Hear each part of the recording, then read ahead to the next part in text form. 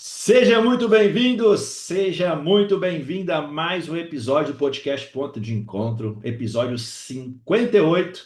Hoje, recebendo aqui Roberta Terra, uma grande especialista do varejo Farma, do canal Farma, para compartilhar um pouquinho da sua experiência, toda a vivência que ela construiu ao longo da sua jornada, que com certeza vai contribuir muito aí para os profissionais que acompanham o podcast Ponto de Encontro. Antes de dar as boas-vindas para ela, eu quero te convidar já para seguir, comentar, compartilhar. Ajude-nos a fazer com que esse episódio possa alcançar mais e mais pessoas. Roberta, seja muito bem-vinda. É um prazer muito grande te receber aqui no Ponto de Encontro. Obrigada, Elber. Obrigada pelo convite. É um prazer estar aqui com vocês também. Você que tem grandes profissionais que você convida para esse podcast. Então, muito obrigada pelo convite, por estar aqui, por contribuir com todos os ouvintes e com seus mentorados também. Obrigado, é um prazer te ter aqui. Eu sempre digo, pessoal, a gente tem que utilizar as ferramentas, né, como o LinkedIn, como um aspecto para nos conectar com pessoas boas. Então, a Roberta é mais um caso de um convidado aqui do podcast que eu conheci através das postagens que ela faz no LinkedIn. Aqui na descrição do vídeo vai estar para você o link do perfil dela no LinkedIn também para você poder seguir e acompanhar tudo que ela posta lá, que com certeza vai contribuir bastante. E eu vou falar aqui ao longo de um post que ela fez e que vai ser fruto da nossa conversa aqui, que foi o que me conectou com ela. Então, aproveite para você hoje aqui aprender um pouco com ela. Roberta, para as pessoas poderem te conhecer um pouquinho mais, eu gostaria que você fizesse uma breve apresentação, um pouquinho dessa jornada que é longa e vitoriosa, para as pessoas poderem te conhecer um pouquinho mais. Bacana. Bom, vamos lá. Eu sou Roberta, especialista principalmente em vendas, em trade, comportamento do consumo, que é uma área que eu amo particularmente, que são tendências, né? O que o consumidor quer. Eu sempre falo que todo lugar, assim, que a gente acaba, de alguma forma, se corrompendo pelo nosso dia a dia quando a gente está do lado da indústria. A gente deixa, muitas das vezes, de pensar como consumidor. Então, quando a gente simplesmente pensa em como a gente tem algum tipo de atitude, a gente consegue responder muitas perguntas que muitas das vezes a gente não consegue traduzir no ponto de venda ou na compra no site, ou o que quer que seja. Então, hoje o comportamento de compra ele está muito fluido. Então, o organograma não pode ser engessado, as paredes das indústrias, das empresas não podem ser engessados. Quando o shopper, ele é um que é impactado no TikTok, ele vai no ponto de venda, ele fica indeciso, porque ele joga no Google, ele vai no Google, ele acaba recebendo uma oferta no Insta, porque ele falou em algum momento, ele comentou sobre isso. Então, ele acaba ficando extremamente indeciso. Eu não posso simplesmente deixar de capturar naquele momento ali, do ponto de venda, esse shopper, porque ele está pesquisando no Google. Eu tenho que oferecer alguma diferenciação para ele. Então, eu acabo me apaixonando por essa área, que é muito mais neurociência do consumo do que o comportamento em geral, né? Entender, porque hoje a geração Z é essa, que ela não consegue ficar parada. Ela, eles são os novos shoppers, embora a geração prateada, que são os 60 a mais, eles consumam muito. Então, eu me colocaria aí como uma pessoa que, antes de qualquer coisa, apaixonada por neurociência, por comportamento do consumidor e o shopper fluido real, para depois contar para vocês aqui, que também eu tenho mais de 16 anos de experiência em multinacionais e nacionais, já passei por Colgate há alguns anos, já passei por L'Oréal, por Danone, por Reckitt, Johnson Johnson, pela Mars, uma atuação muito forte em sell-out a vida inteira, mesmo tendo vendas também na veia, hoje eu estou em vendas também, execução no ponto de venda, estratégia multicanal. Hoje precisa ser estrategista multicanal, independente de onde você trabalha, porque o shopper que compra no ponto de venda, compra no site, compra em todos os lugares. E especialmente no canal Farma Alimentar e Wellness, que é o Body Shop, né? E fora isso, hoje também eu sou professora da SPM, da Escola Superior de Propaganda e Marketing, e consultora em expansão B2B, comportamento do shopper e novas categorias. Esse é o resumão, assim. Resumão assim para você entender, mas está aqui na descrição do vídeo aqui, o link dela do perfil dela no LinkedIn para você poder acompanhar e entender um pouco melhor dessa carreira dela aí tão vitoriosa. Roberto, eu queria começar aqui para a gente trazer um pouquinho, né, para o pessoal conhecer mais esse início da sua carreira. nessa jornada que você construiu no canal Farma, uma experiência bem aí no ponto de venda como você trouxe na sua apresentação inicial, e que eu vejo como um grande ponto de oportunidade aí, uma janela de oportunidade para o propagandista da indústria farmacêutica, no que tange nos aspectos de entender melhor esse player, as nuances aí que ocorrem dentro do negócio deles, para eu saber como ser mais assertivo lá dentro. Então, o que despertou o seu interesse para cair nessa área e como tudo começou para você? Bom, eu comecei literalmente no chão da farmácia. Minha primeira imersão foi na Johnson Johnson, quando eu era estagiária de inteligência de vendas do Canal Farma. Então, eu reportava para um gestor. Eu ficava com boa parte do Brasil, eu ficava no Rio de Janeiro, mas eu lidava com Rio de Janeiro, Centro-Oeste, Norte e Nordeste. E foi literalmente conversando ali com o farmacêutico, com o balconista, para desenvolver ações que muitas das vezes, dali que começou minha observação e o meu apelo para profissionais que passaram a vida inteira, muitas das vezes, dentro de empresas, sem ir para campo, que isso acontece muito. A gente vê gente que desenvolveu a carreira em marketing, a carreira, de repente, em trade, a carreira em logística e nunca visitou o ponto de venda. E faz muita diferença, que muitas das vezes as estratégias que são executadas ali dentro da empresa, quando chega no ponto de venda, não faz a menor diferença. E eu já comecei, que isso eu devo ao meu gestor, já indo para campo, entendendo e colocando ali dentro o que realmente faz diferença. Então, esse olho no olho, por mais que hoje esteja muito mais digital, esse comportamento digitalizado de todos os meios, ainda faz muita diferença você entender o que realmente faz sentido na hora da conversão. Com Essa foi minha certeza. experiência aí de início. Legal. Porque as pessoas, muitas vezes, é no tete a tete, né? Quando fala zóio no zóio ali, no íntimo, que a gente consegue entender mais algumas nuances ali, algumas situações do ponto de venda, né? Então, esse olhar diferenciado que você tem não é à toa, né? Começou lá atrás, numa experiência de estar mais na ponta, estar dentro do ponto de venda para entender melhor as necessidades e as dificuldades. Então, isso aqui já serve como um ponto de conversa que a gente vai explorar um pouco mais do propagandista também. Não adianta entrar dentro do ponto de venda por entrar. Tem que ser de uma maneira estratégica para entender também sobre a ótica de todos os personagens ali do balcão, o balconista, o farmacêutico, o gerente de loja, o comprador, no caso de uma rede menor, todos esses aí têm sua importância e sua relevância dentro do negócio. E qual foi assim um grande desafio na carreira da Roberta ao longo dessa jornada e o que você fez, como você conseguiu superar esse desafio? Eu tive alguns desafios, né? Difícil até falar de um só deles, mas eu posso dizer, assim, quando eu estava na Colgate, a Colgate eu brinco que eu vi uma startup dentro da Colgate, porque eu passei por 4 áreas diferentes em alguns anos. Dentre elas, passei por pandemia. Então, assumi o canal direto, o canal alimentar, e tive um desafio grande também com algumas contas internacionais, então eu ficava à frente do Cencosud Brasil, conversando com o México, com a Argentina, com o Paraguai, com o Chile, com outros países. Então, você imagina uma reunião que só tinha país da América Latina, tudo com língua espanhola, e a gente, meu chefe no portunhol ali também, enfim, e a gente tentando traduzir algumas práticas que eram interessantes, como um cross-merchandising bem diferenciado, de sorvete com creme dental para dentes sensíveis, por que não? Porque faz todo sentido.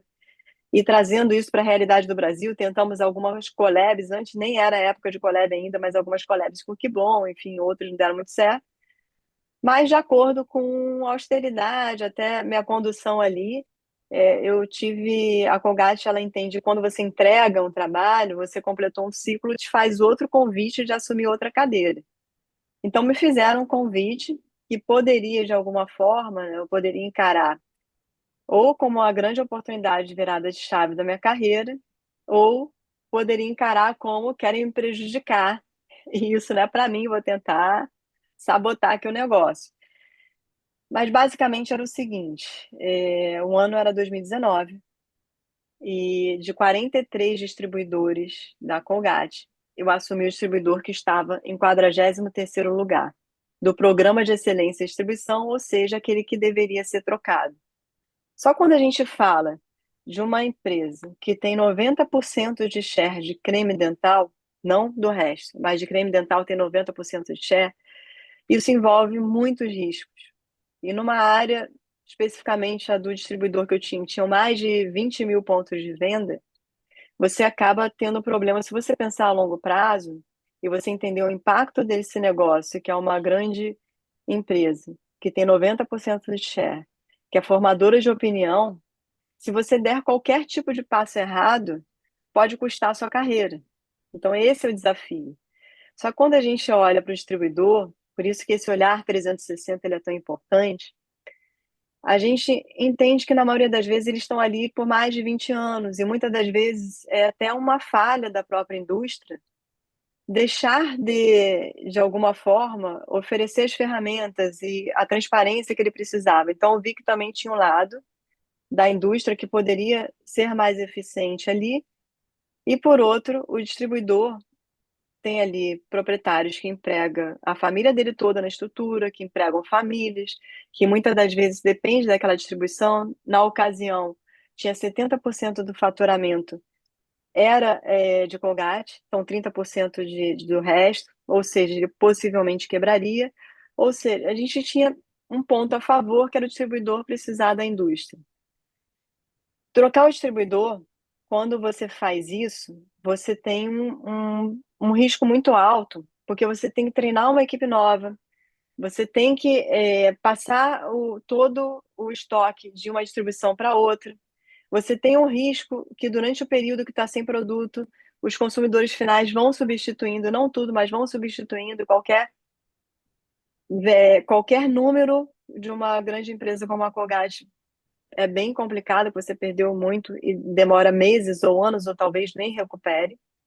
Então, eu fiz uma proposta, saindo da caixa usada, que eu conversei com os principais distribuidores do Brasil, com o primeiro para o segundo lugar, e entendi através da conversa que seria fazer uma espécie de programa de recuperação. E fiz essa proposta para a minha diretoria. Nesse programa de recuperação, basicamente, eles teriam que mudar desde quem controlava vendas a mudar o centro de distribuição de lugar, que é algo extremamente ousado que envolve uma série de fatores. E, ao mesmo tempo, contratar mais gente com atendimento em pirâmide, que antes tinham clientes de extrema relevância, que a gente colocava ali dividido em 6 faixas de pirâmide. Quem comprava mais ficava no topo, o intermediário ficava ali, e quem comprava menos, que era o maior volume de um distribuidor, ficava na base da pirâmide. Só que muitas das vezes esse que comprava muito, acima de 100 mil, recebia uma visita no mês. Quando você recebe uma visita no mês, você acaba deixando de fazer o sellout, você acaba tendo concorrente ali, e muitas das vezes isso, traduzindo para o meio de propagandista, vamos dizer que quando você faz pouca visita, às vezes a empresa ela não é tão informatizada, não te dá a roteirização da maneira que deveria, mas para você se destacar, você tem que fazer a sua própria roteirização.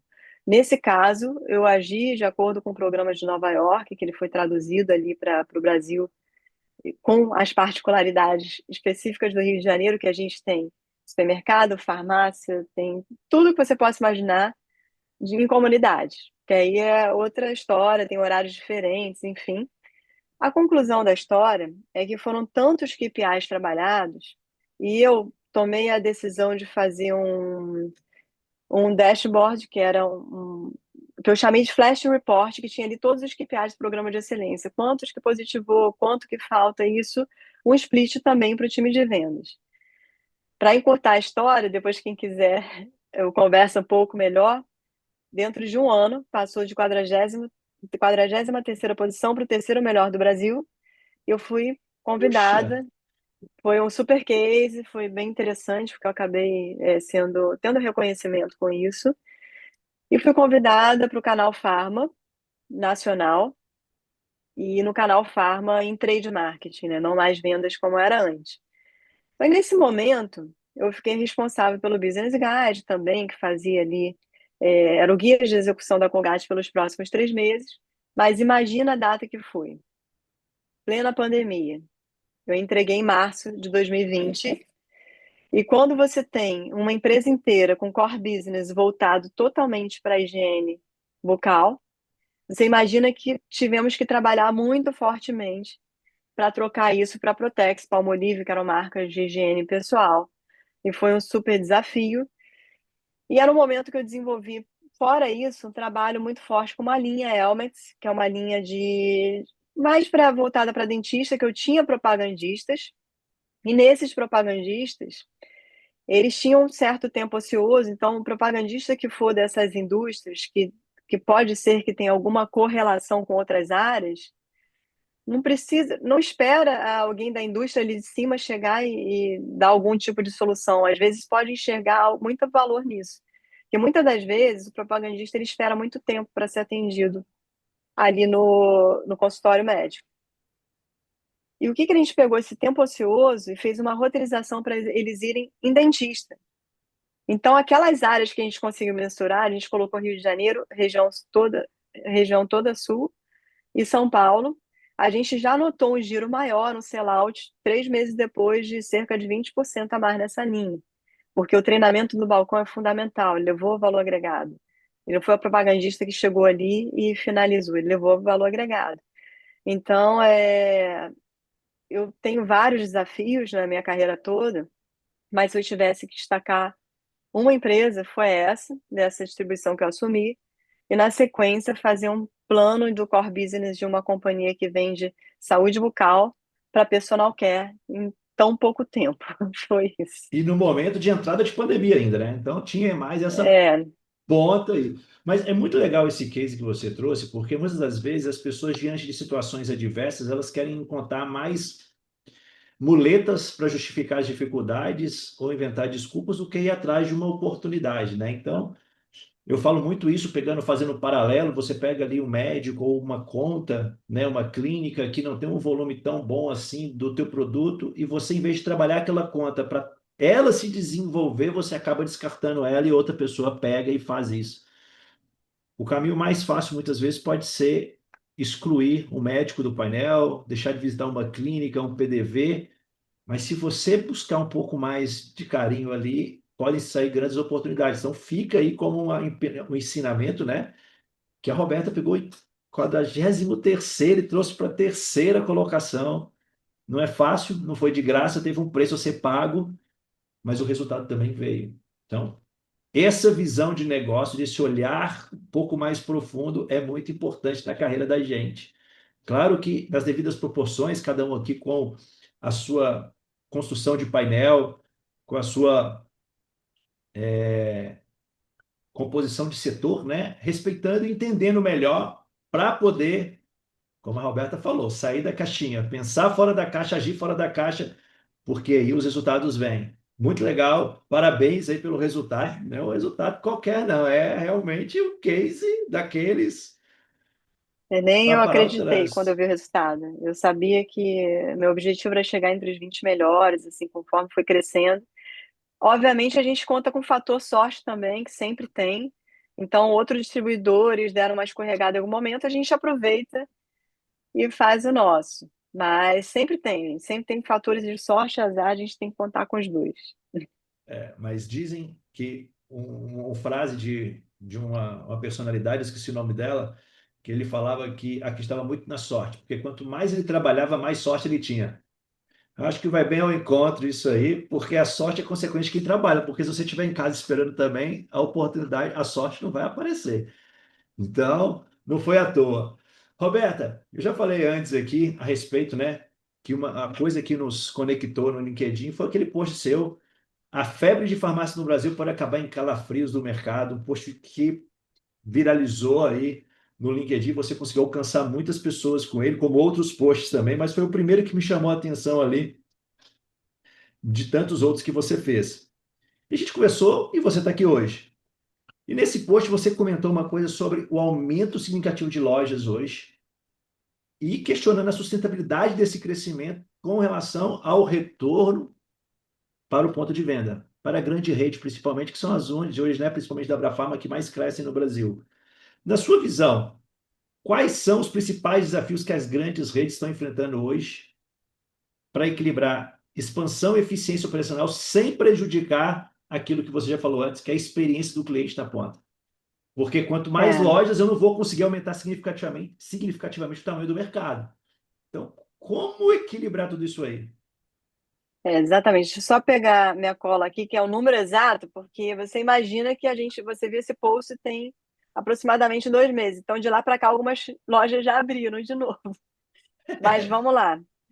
O que que acontece, né? Falando um pouco assim, depois eu até falo um pouco melhor. Eu tive uma virada de chave, tá? Relacionada a conteúdo. Eu sempre tive essas provocações internas e por um momento eu comecei a escrever conteúdos que eu vivia no dia a dia e vi que isso gerou um engajamento muito grande. Algum deles até um tanto polêmico, que tem a grande maioria, 90% lovers ali, mais 10% haters também, e tem gente que comenta só para ter ali ganhar algum Seus certo minutinhos tipo de de fama. engajamento. Então, quando eu comecei a fazer isso, porque eu aprendi, isso o reality me trouxe, e eu tive que aprender depois do reality, é normal, você quando vai, em especial quando você participa de um reality show da Rede Globo, tem alguém que cuida das suas redes sociais. E depois, quando você volta, você tinha X seguidores, eu tinha 200 seguidores, meu Insta era fechado. Eu não voltei com milhões do Big Brother, mas voltei com 30 mil, que era muito significativo na época. E com selo de verificado. Com isso, para aproveitar a audiência e tudo que vem com isso, eu passei a fazer como se fosse um curso, tinha uma agência cuidando das minhas redes, de basicamente posicionamento, de vídeo, de como viralizar.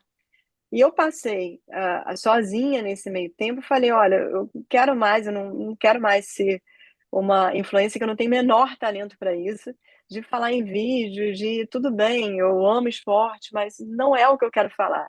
Então, quero virar a chave aqui para o meu profissional. Como que eu vou usar o conteúdo e a prática que eu tenho hoje no Insta para algo profissional do LinkedIn, como viralizar? Porque a realidade é que hoje o LinkedIn você tem que tomar muito cuidado, porque você precisa ter dados verídicos ali, senão é melhor nem comentar. O conteúdo é um pouco diferente. Você coloca um conteúdo no Insta, é falso, daqui a pouco você recupera. O LinkedIn é sua reputação, sua autoridade.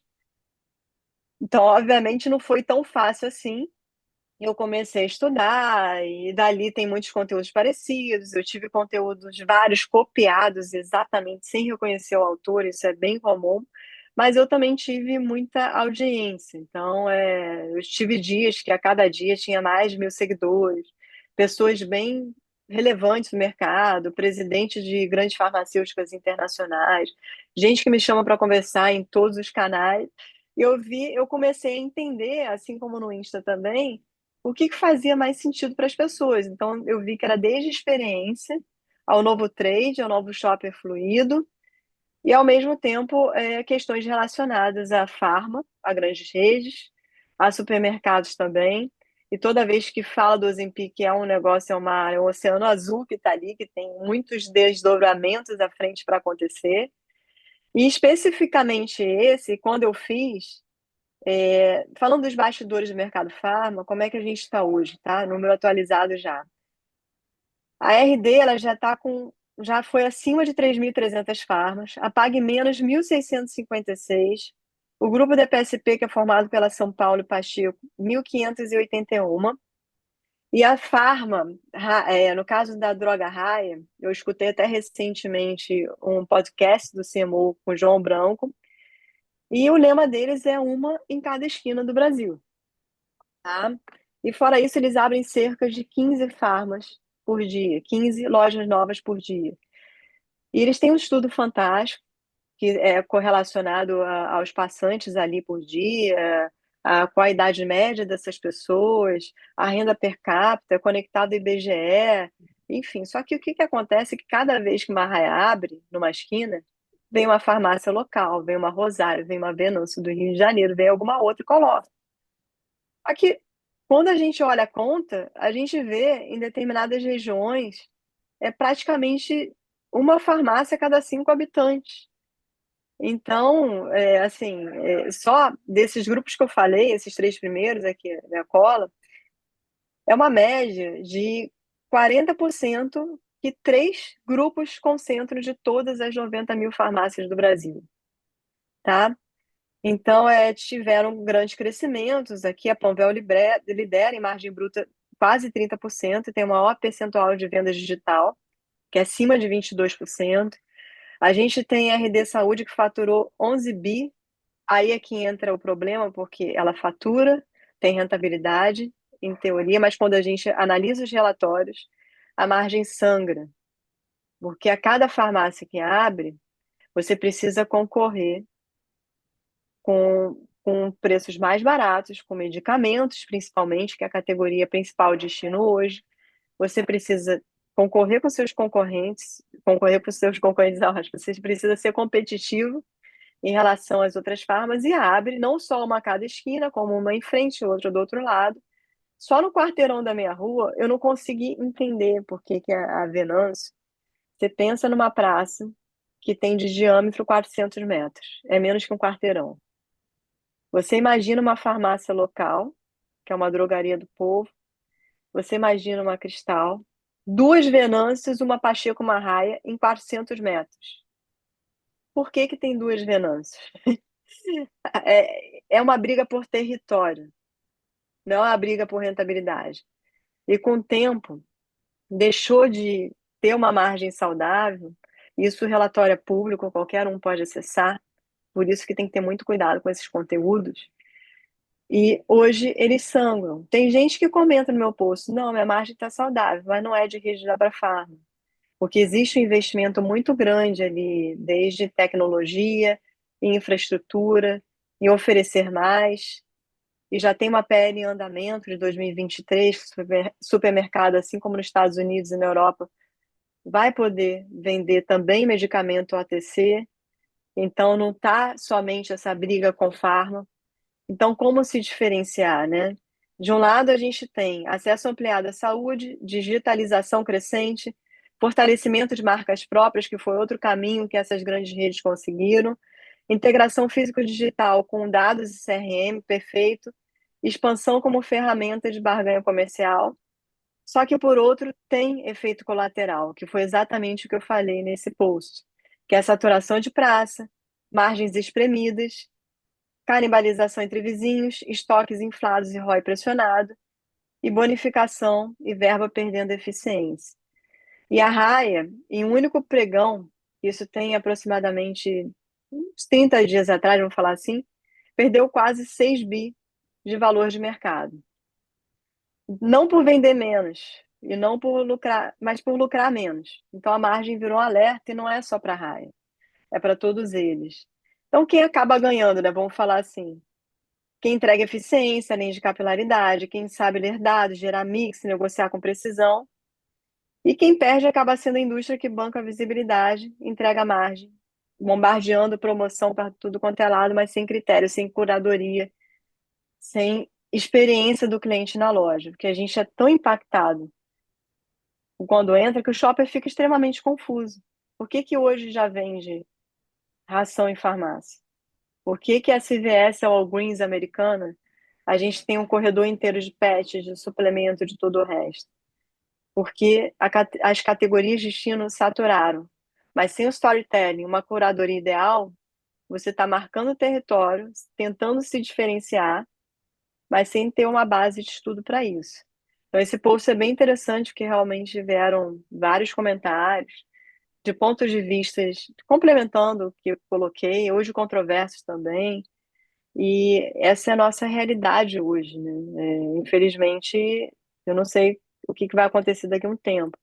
Até que ponto que eles vão ter margem para bancar a expansão de território e continuando sangrando, porque a realidade é que se a gente vê uma praça dessa como a minha, eu fiquei extremamente confusa. Onde que eu vou entrar aqui? Então, quem que vai dar mais? E tem gente que compara, porque a categoria de destino é remédio, acaba comprando outras coisas ali também. É o É, momento que todo o cenário é impactado diretamente, né? Porque até o propagandista, qual ele vai visitar naquela praça com territórios longos hoje? Eu tenho uma concentração curta, 6 pontos de venda diferentes. Em qual eu vou? Para poder também assim, fazer o meu trabalho. É desafiador também e tem um impacto aqui na vida do propagandista, né? Exatamente. E qual a diferença tanto para propagandista como quem trabalha diretamente, né? Qual o desafio hoje? É olhar mix, a rentabilidade, entender se aquela metragem que o produto tal, quanto que está dando para o lojista, porque ele que vai sustentar, ele que vai fazer o sellout, ele que vai ter o ciclo, vai comprar mais. Entender o cliente local, se faz sentido cadastrar um produto ultra premium numa região predominante de público C, D e E, porque não vai gerar, gente, não adianta. Isso Não adianta. você pode fazer o teste, mas eu tenho vários cases aqui que é normal, né? Quem está em multinacional já acaba recebendo uma pressão para colocar mais no cliente. Mas se tiver que colocar, toma cuidado com quantidade, coloca pouco, não cadastra o mix todo. Indústria ouvindo isso não está gostando nem um pouco, eu estou falando aqui. Mas Mas é é uma verdade, né? realidade, porque o selim a gente pode conseguir no momento, mas eu já tive situações sérias de cliente deixar de comprar, de vencer, e que me prejudicou em negociações futuras depois. Então tem que olhar o mix, tem que parar de tratar a farmácia como commodity, acho que tem um gap grande na experiência, o atendimento está sobrecarregado. Lembrar que todas as indústrias que estão fazendo muita gamificação para balconista, que muitas das vezes o celular dele não suporta entrar um vídeo, não suporta baixar uma foto, não suporta um link, um aplicativo a mais, então mensagens de texto. Se a gente pensar no dia a dia desse balconista, conversar com ele vai ver que funciona melhor também, que é mais efetivo. Então, ruptura de produtos acontece muito. Então, o que tá, qual a diferença, qual é a linha tênue para o encantamento do produto. Então, por mais que a gente tenha farmácias em algumas regiões que visam muito preço, mesmo essas não é só preço. Quanto que você gasta para dar um atendimento com mais qualidade, uma conexão real com o shopping? O quanto que você gasta dando um treinamento a mais para ele explicar, de repente, por que que aquele produto, já que você cadastrou um produto ultra premium, como que faz esse produto gerar muito mais? O que que seu concorrente ou propagandista da concorrência muitas das vezes não gasta tempo, vai só direto no preço. Fala do resto, porque é o que a gente vai ter que sair. Porque se considerar preço, eles já não estão mais lucrando, a gente já sabe. Está aprovado. Então, vai ter que ter uma reinvenção. E olha que nós estamos falando num momento em que ainda não foi os supermercados, né, podendo vender o OTC, que foi o outro post que você fez recentemente, também viralizou da mesma maneira que esse outro aí, trazendo Esse um daí foi novo alguns dias e eu não enfoque. consegui responder todo mundo porque tem ideia de como foi. Eu vi lá, eu fiz uma leitura lá, porque eu gosto de ler sempre os comentários, principalmente aqueles primeiros que estão ali com maior número de interação, Relevante. quando passa um tempo, exatamente, porque você vai entendendo ali o posicionamento de outras pessoas, né? E é muito importante isso.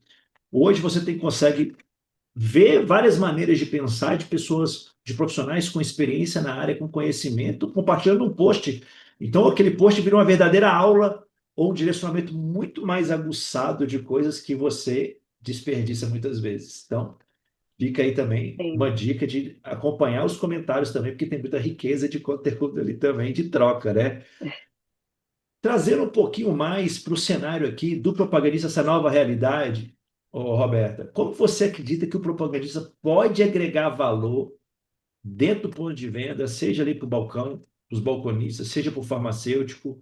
O que fazer, você que já esteve tanto tempo dentro do ponto de venda, mas sobre a ótica desse profissional prestando serviço ali, que tem que respeitar uma regra de compliance, tem que equilibrar ali com o trabalho que ele faz dentro do consultório também.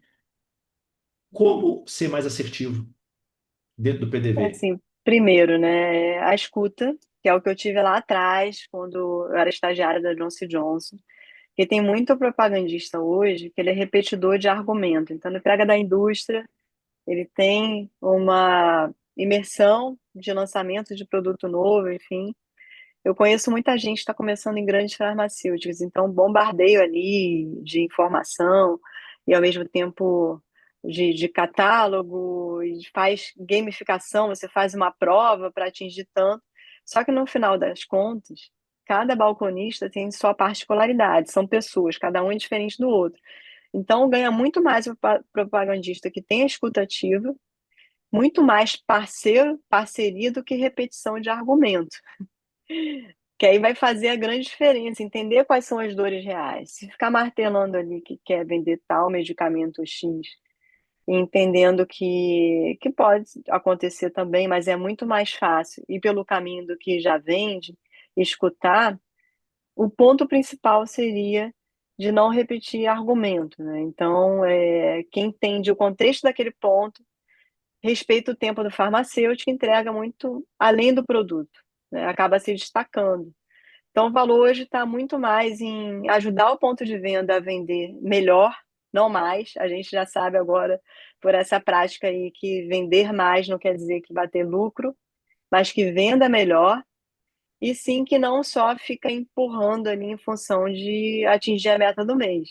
Aí eu até tenho uma frase que eu falo muito para os meus compradores, que eles ficam o tempo inteiro insistindo em preço, preço, preço. E o não é uma palavra muito poderosa ainda. Que eu falo para eles, eu prefiro te dizer não agora para te vender sempre. Porque muitas das vezes tem uma negociação ou algo que você precisa colocar ali que você vira a chave, mas depois você perde a autoridade. Então, quando você é parceiro, você escuta, eu vou tentar e não é não, você é mais respeitado por ser mais parceiro ali também. E não só repetidor de argumento top-down e preço. É, porque preço já percebemos que não é a solução, né? Está provado aí por muitos aspectos aí que essa briga comercial já está causando muitos malefícios aí para o ponto de venda. Agora, sobre a ótica do balconista especificamente, Roberto, com a sua experiência, o que eu posso levar para ele? Porque ele tem uma visão muito mais, talvez, o meu problema do que o problema da loja. Como alcançar essa pessoa? Porque tem um nível de resistência grande também, é assediado ali por todos os laboratórios, né, vamos assim dizer. O que eu posso fazer especificamente para me conectar com ele, seja numa busca de informação, de algo que gere relevância para ele, a ponto dele me enxergar, eu profissional, como um parceiro legítimo dele ali, e não só como um tomador de tempo dele, ou uma pessoa que está assim, só querendo resolver o probleminha meu e deixar ali depois a bomba chiando para ele. Assim, primeiro, né, quem quiser é, ser lembrado precisa ser útil. Então, não é só o propagandista fazer ali 1.000 visitas, é deixar um real rastro de impacto. É levar dados de giro, compartilhar insights. Então, sempre fui uma pessoa que eu não só posto isso nos meus conteúdos, que são muitos dados de crescimento, quem ganha, quem perde, por quê, tanto X% de crescimento, números absolutos. Isso é bem importante porque é outra questão que te traz autoridade ali, que você está ajudando ele a argumentar com o cliente final. Então, para ser lembrado, a gente tem que fazer diferente do concorrente. É levar esses dados, é ouvir também o que ele precisa, obviamente, fazer perguntas que o concorrente não faz. Aí o ponto da escuta, que é entender a rotina do balconista, oferecer suporte, até mesmo eu estou dando consultoria para uma empresa de indústria pet agora, e visitando veterinários, às vezes a visita é um negócio muito legal, né? Não só para médico, como ponto de venda, que você às vezes vê um negócio, alguma coisa, algum tipo de material, por mais simples que seja do concorrente, e eu vi no veterinário, detalhe, não foi nem visita, eu fui levar minha cadela no final de semana para tomar uma vacina, e eu também visito pontos de venda, pet shops, visito veterinário, mas aí é que tá a cabeça. Às vezes eu sou sabotada pelas coisas que eu digo, que eu faço no dia a dia. Quando eu visito o veterinário com o crachá da companhia, muitas das vezes eu parece que minha visão fica míope, eu não consigo enxergar o óbvio. Aí, como eu fui como cliente, que é legal também, perto da sua casa tem uma farmácia, às vezes você vai ter um insight que você nem imagina. Então, é legal também você visitar como cliente, como shopper, porque só o subconsciente, você visitando como alguém que vai comprar, às vezes funciona diferente, você nem imagina. Esse foi meu caso.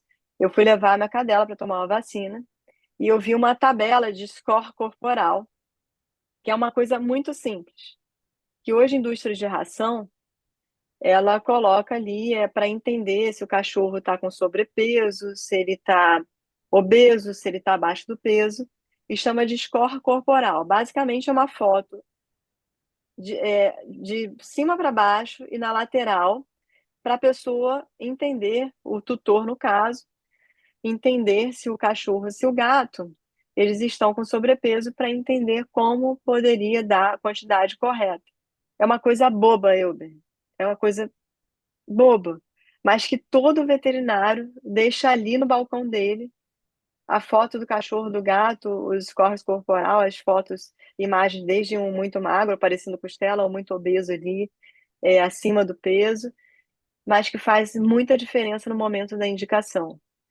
Então, muitas das vezes, até um caso aqui que eu tive na Granado, supositório de glicerina, eu acho que todos vocês conhecem. É um produto que fica ao lado ali de laxante, é um produto que fica escondido praticamente, e que muitas das vezes, eu não sei qual o motivo, as pessoas têm vergonha de pegar, tá? Que fica ao lado de laxante, fica ao lado de outros supositórios. E desenvolvemos, pensando nisso, algo que facilite a pega, para não precisar, e sempre fica ali no rodapé, no último espaço da gôndola. Então, a gente desenvolveu um display com 3 andares de supositório de glicerina e colocamos no balcão que o cliente pede o medicamento.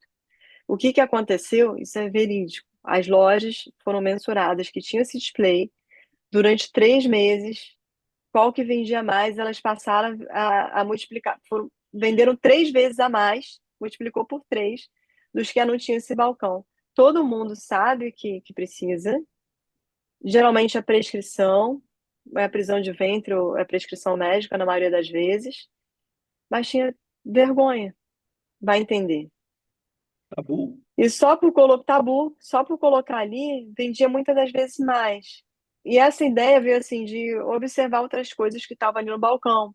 Às vezes um lactopurga, outras coisas que as pessoas não pegaram. Quer ver outro case? Quando eu estava na Rect, eu era da categoria sustagem e preservativo, que era Oleo e Jontex.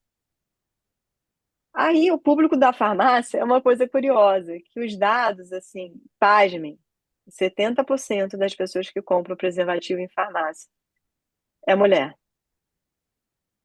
Por quê? Estou Né? impressionado.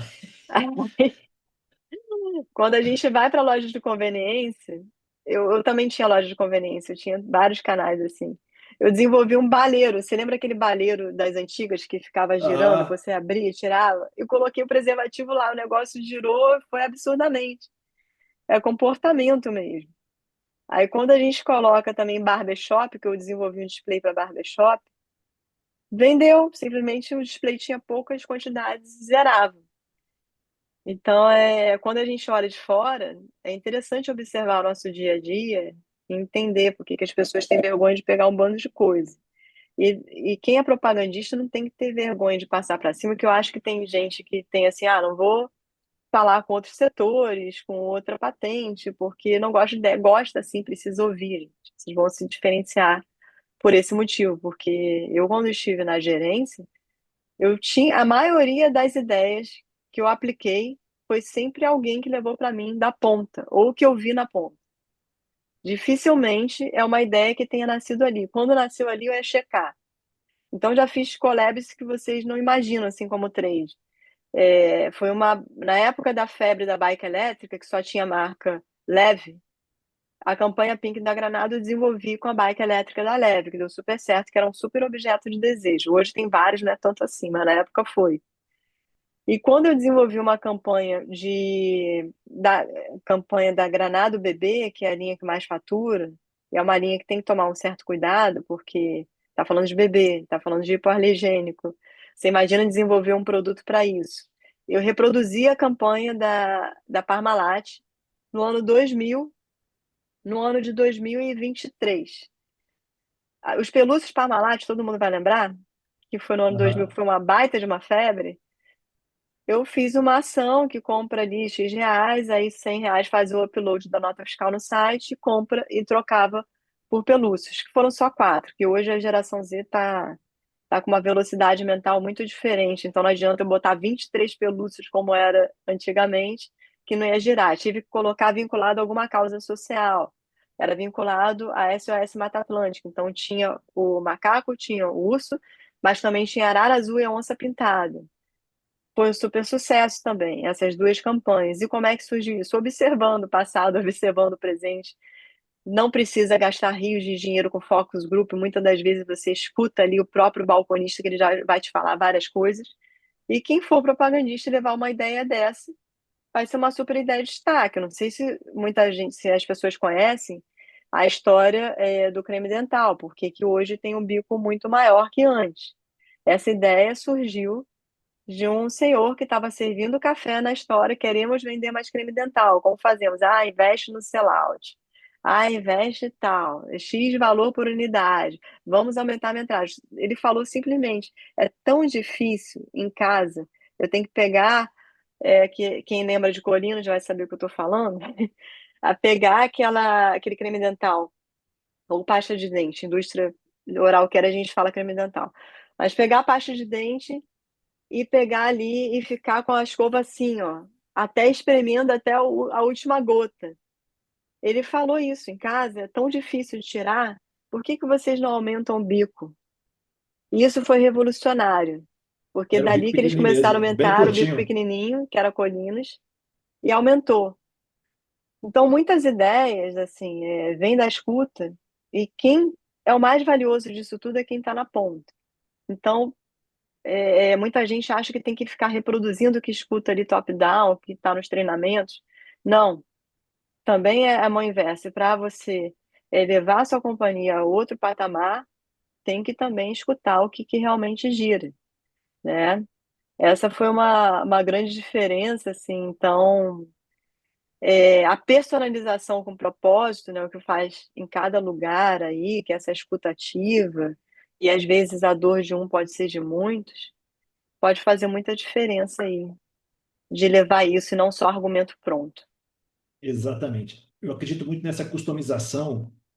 A gente fala muito da customização dentro do consultório, mas a gente não pode esquecer do ponto de venda também, da importância dele para o negócio farmacêutico hoje.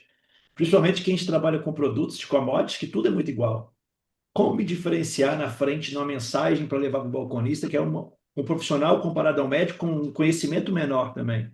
Uma linguagem usual para ele poder entender o diferencial do seu medicamento e para você ser assertivo nessa comunicação com ele.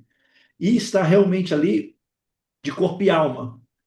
Porque eu vejo muitos propagandistas indo para o ponto de venda mais por uma obrigação do que por uma necessidade de gerar negócio ou de ser efetivo dentro do ponto de venda. Isso faz toda a diferença e a outra pessoa percebe quando você está ali para cumprir tabela, quando você está ali para gerar valor. O impacto que você causa na geração de valor é infinitamente maior do que quando você está para cumprir tabela. Isso não tem como discutir com relação a isso, né, Roberto? Exatamente, faz. A pessoa percebe, não tem como, porque hoje, né, eu conheço propagandistas, representantes comerciais, que muitas das vezes fazem o papel de propagandista, vendedor, de promotor, de tudo ao mesmo tempo, e como é que eles conseguem vender mais, né? Que eles escutam, e se você der algo muito absurdo, eles conseguem positivar. Eu tenho casos aqui que eu acho que eu já vi de tudo na minha vida, né? Mas quando eu vou ver, eu não acredito. Porque eu tô nessa empresa, eu tenho representantes comerciais também, estou como consultora de expansão B2B, e a gente está falando de alimentação natural pet, tá? E você pensa que um representante, eu jamais poderia imaginar isso. Positivou freezer, que isso é freezer, de alimentação natural na rede de drogaria do povo toda, para cachorro, para gato. Então, por que que ele consegue positivar o negócio que pode ser tão difícil? E que eu, particularmente, eu acho muito difícil. Porque ele tem um relacionamento, ele coloca o que ele quiser naquele ponto de venda. Não é porque é comida de cachorro. O que tiver aí de diferenciado, ele consegue colocar. E aí é que está a diferença entre quem escuta e não só replica argumento. Exatamente. E isso aí eu vou reforçar o que você está falando, porque eu recebi aqui na mentoria, no podcast Ponto de Encontro 33, o Leandro, que é proprietário de uma grande rede aqui na minha região, a Minas Brasil, e ele falou que um dos aspectos que ele leva em consideração é a confiança naquela pessoa que está negociando com ele. Então, Exatamente. se ele é Pode um uma coisa, profissional com histórico, ele vai ter muito mais coisa do que uma pessoa que ainda não criou um histórico de confiança. É muito interessante isso, exatamente. né? Não vai deixar na mão, porque em outro momento, se o sellout não gira, ele está ali para ajudar, ele está ali para brigar com a indústria também. Então, Exatamente. não tem que pensar só no momento ali de cumprir tabela, porque hoje a pessoa está ali, é propagandista de determinada empresa e tem ali o nome Pedro Cimed e o sobrenome da indústria atual. Mas quando passar essa empresa, se ele quiser virar um representante comercial de várias marcas, quanto mais ele positivar, é o nome dele que ele formou ao longo desse tempo. E eu conheço vários representantes que já foram propagandistas, que já foram promotores de merchandising, que já foram vendedores, já foram até gerentes, diretores, que acontece também, resolve virar, por N motivo, representante comercial, e que o que sobrevive é o relacionamento, e quando o balconista ou o dono da farmácia, do supermercado que seja, confia em contravalor. Depois que você sai, vai para outro mercado, deixa de ser o seu sobrenome, o nome da empresa, passa a ser o seu mesmo. Exatamente. Eu não cheguei Isso, nesse nível ainda, mas eu vejo acontecer, eu estou tentando criar aí minha autoridade quanto a isso também. E vejo que isso faz a real diferença, que é o que sustenta a gente pelo resto da nossa vida. É o quanto que a exatamente. gente criou de autoridade nesse processo. Perfeito. Eu vou até aproveitar o gancho aqui, antes de a gente passar para perguntar para o marketing, para o aspecto, né, para o mercado farmacêutico. Na sua opinião, hoje, quais os principais erros que os profissionais cometem no planejamento da carreira? O que você vê Olha, aí?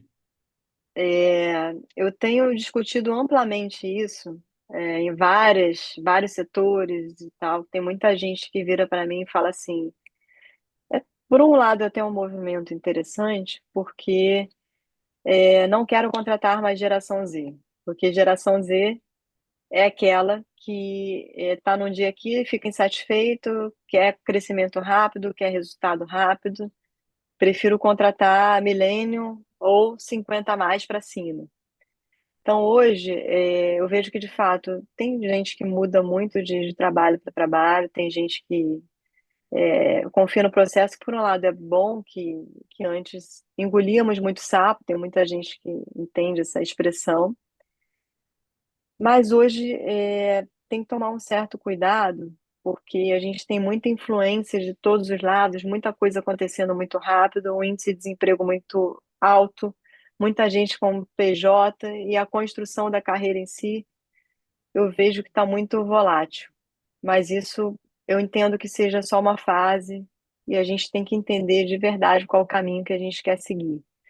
Então, pensando por outro lado, o que fazer e não o que não fazer na construção de uma carreira, eu diria uma carreira com consistência, com entender quais são, desenhar os próximos passos, mesmo que isso não seja, uma lista do que você quer, do que você não quer, entendendo que hoje os nossos clientes estão diferentes, quais empresas que eu quero estar, para onde eu quero ir, o que eu realmente não quero, tais indústrias, porque eu vejo muita gente assim, quero ganhar dinheiro rápido. Eu não fumo e odeio cigarro. Vai lá e aceita um trabalho na Philip Morris. Ou vai ficar infeliz o resto da vida, ou vira a chave e passa a vender aquilo. Então, entender ao mesmo tempo qual o seu perfil. Eu tenho situações, Elber, que eu jamais trabalharia. Já me chamaram para BAT uma vez, para que é a Souza Cruz no Brasil, a própria Philip Morris. Nem sempre a empresa você descobre no momento que te chamam, mas depois que eu descobri, sim, e uma delas foi assim um negócio surreal, uma proposta que faria muita diferença para mim, financeiramente falando, naquele momento. Mas pensando quanto tempo que duraria essa euforia e quanto que eu construiria ali, eu perderia tempo ou seria um dinheiro temporário. Então, desde então, passei a ter muita clareza o que é negociável e o que não é. Então, hoje, para você fazer um planejamento, você já tem que começar com o que é inegociável. Por qualquer que seja o motivo, aceito viajar, não aceito, vou ficar longe da família. Ou é uma empresa que, por algum motivo, acredita nos princípios que são diferentes dos meus? Eu tive casos que eu conversei com muita gente, que me fizeram uma super proposta, e quando eu vi, tinha uma cultura que eu sei que não duraria muito tempo para mim, ou eu sofreria bastante. Então, o planejamento, ele pode ter certas flexibilidades, só que ao mesmo tempo tem que ter o que que é negociável, se é que a pessoa quer construir um ciclo longo e duradouro. Eu já entrei em duas furadas na vida. Até hoje eu tenho um problema que me perguntam em entrevista por que que eu saí. Eu sei por que que eu saí, que não tive aderência à cultura, era uma outra situação relacionada a coisas que eu não acredito, indústria de alimento que eu vi como os alimentos são feitos, e eu sou totalmente adepta à saudabilidade, como é que eu poderia trabalhar nisso? Mas tem coisas que você só descobre lá dentro, né? Hoje a gente está com muito mais acesso à informação. Exato. Sim. Isso é importantíssimo, porque eu vejo muitos profissionais fazendo movimentos na carreira desalinhados com o que eles querem no médio e longo prazo por uma troca extremamente financeira e acabam atrasando, retardando para onde eles estavam indo nessa trajetória de carreira que eles querem construir por falta de uma movimentação errada na carreira. Então é muito legal você trazer isso do inegociável, porque esse custo emocional hoje, você ir para um lugar na sua saúde mental é extremamente complexo. Isso dá um É, pouquinho mais do mercado para entender aonde você está indo, porque a empresa aqui é uma coisa, mas a gestão direta é outra coisa também que pode levar a uma situação bem ruim, a um time onde cada um quer puxar a rasteira no outro. Então, essa pesquisa de campo muitas vezes pode salvar você de várias roubadas. hoje tem LinkedIn, dá para chamar a gente que está trabalhando na atual empresa para ver, não só para indicação, como se for aprovado, ou se estiver em processo seletivo, para olhar realmente como é que é. Eu conheço muita gente que teve burnout e gente acha assim, não, burnout frescura, gente, não é, porque o burnout real dessas pessoas que eu conheço e de grandes farmacêuticas, são assim multinacionais e nacionais, a pessoa não percebe quando entra no burnout. Primeiro, ela tem algum problema no sono, ou dorme demais ou fica com insônia. Depois, ela trabalhando demais, acaba não dá tempo de coisas que eu gostava de fazer, exemplo, correr, aula de yoga, não tem mais tempo, assistir uma série favorita. E depois isso vai se somando a outras situações, e quando você vai ver, você somatiza tudo isso e não consegue mais voltar. É um esgotamento emocional grande, porque o burnout ele é um pouco. Eu nunca tive, que eu saiba. Eu tive. Tive, ó.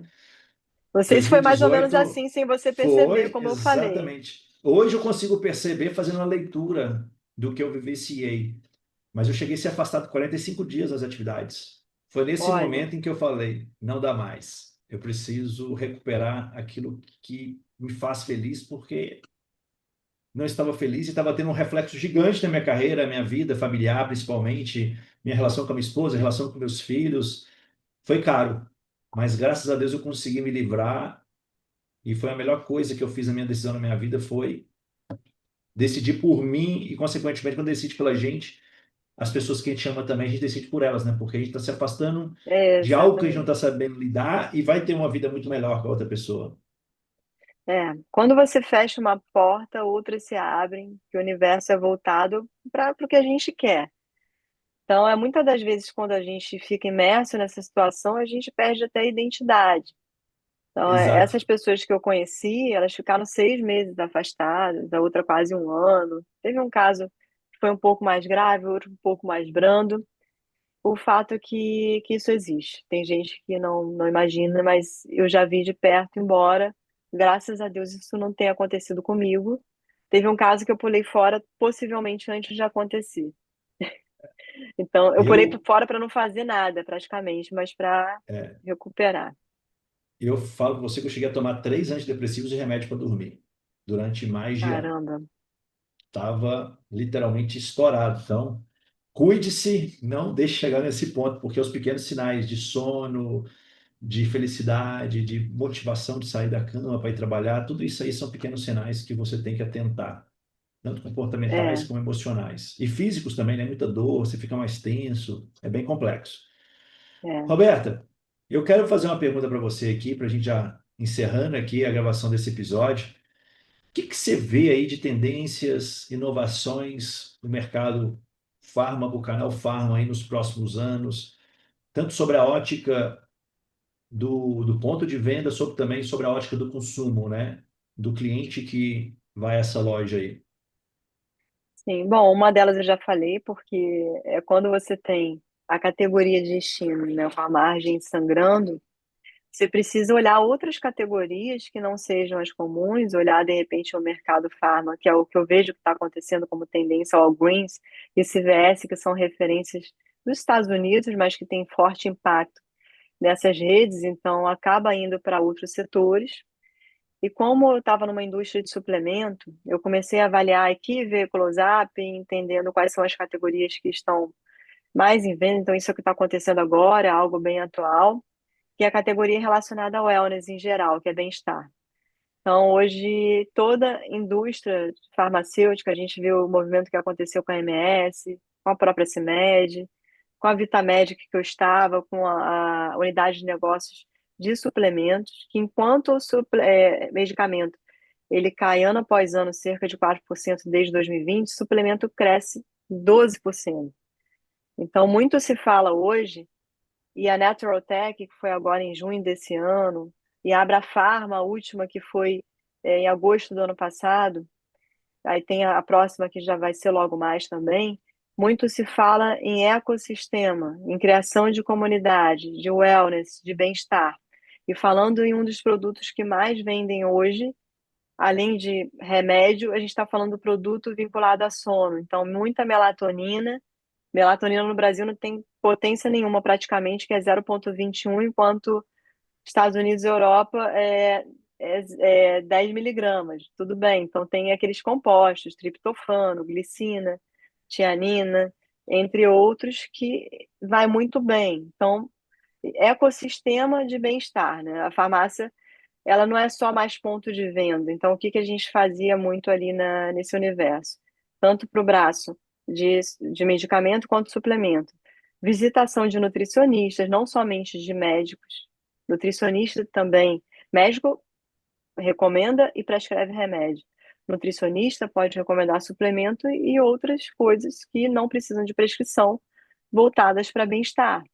Então, se algum propagandista que estiver ouvindo a gente não estiver visitando ainda o nutricionista, eles são muito formadores de opinião. Só os meus suplementos, eu fiz um ciclo de 6.500 visitas em um ano, no ano passado, e a marca não figurava entre os suplementos mais vendidos, e depois de um ano eles passou a ser a quarta marca mais prescrita. E fora isso, né, saúde, chama de saúde holística, que é a saúde integrada a lifestyles. Então, colágeno, além de sono, intestino, essa regulamentação de intestino e cérebro que muito se fala. E no ano passado, eu estive, não sei se quem está ouvindo esteve na Abrafarma, tiveram os painéis das farmácias, e a Raia ela já veio com esse objetivo de, é, de ter também, ser uma atenção primária. E nos Estados Unidos é assim, você pega o aplicativo da CVS e da Walgreens, a gente consegue marcar uma consulta médica por algum acidente pequeno, ou por uma gripe, suspeita de Covid, e somos atendidos ou por um auxiliar, por um enfermeiro, que tem a capacitação para isso, para prescrever o que está ali dentro, não só recomendar, como prescrever antibiótico e alguns outros que precisam de prescrição, com o médico assistente. E a tendência que foi anunciada, que a Raia já teria, eu não sei qual o motivo que teve atraso, e é o motivo pelo qual a Raia ela está modificando aquele símbolo, aquela cruz vermelha, para aquela cruz verde, que é o que a gente vê na Europa e nos Estados Unidos, é ter atendimento primário. Ou seja, se você precisar aferir pressão, ok, mas se você precisar de um remédio, eles conseguem ali prescrever naquele momento. Então, isso é uma tendência. O motivo pelo qual ainda não entrou, possivelmente por uma questão regulatória, que a gente sabe que não entra no Não momento é que a tão gente simples? anuncia, não é tão Exato. simples. embora a Raia já tenha se preparado para isso. E o que todas elas falaram, sem exceção, são essas novas categorias e a criação de ecossistema de bem-estar, com prioridade principalmente para sono e intestino. Então, hashtag aí, fica a dica. Fica a dica. Roberta, quero muito te agradecer aí pela disponibilidade, por estar compartilhando tanto conhecimento com a gente aí. Então, aqui na descrição do vídeo, mais uma vez eu reforço, vai estar o LinkedIn da Roberta para vocês poderem acompanhar ela aí no LinkedIn, onde ela posta muito material de valor sobre todo esse cenário aí do canal do Ponto de Venda, que ela tem uma experiência muito grande. Obrigado pela sua participação. Deixo aberto aqui para suas Eu últimas que agradeço. considerações para a gente poder finalizar esse episódio 58. Claro, bom, de fato me sigam lá que tem muitas dicas e eu estou super atualizado o tempo inteiro em todos os canais, não só o Farma, como o comportamento de consumo como um todo. Também tem alguns cursos abertos na ESPM, na Escola Superior de Propaganda e Marketing, conseguem me achar que é tudo vinculado à neurociência, comportamento de shopper. Tem um específico do Rio de Janeiro que é muito legal, com os convidados fantásticos que vão participar. E em relação à carreira, assim, o que eu tenho como palavras finais aqui, de fato, hoje o ecossistema geral que a gente vive está muito volátil. Muito se fala tem duas vertentes aí, em FOMO, que é Fear of Missing Out, que é muita gente fica muito no telefone e acaba esquecendo esse contato no olho, ele ainda é extremamente importante no ponto de venda. Então, é algo que não tenho medo também de chegar no ponto de venda, anotar, escutar, criar relacionamento, porque seu nome, sua autoridade, o que você ganha, ninguém vai tirar de você. E, ao mesmo tempo, se destacar na empresa e levar isso para diretores ou presidente, o que quer que seja. Não tenham medo e lembrem-se de quem fez com que creme dental vendesse mais até hoje na Colgate foi um servente de café.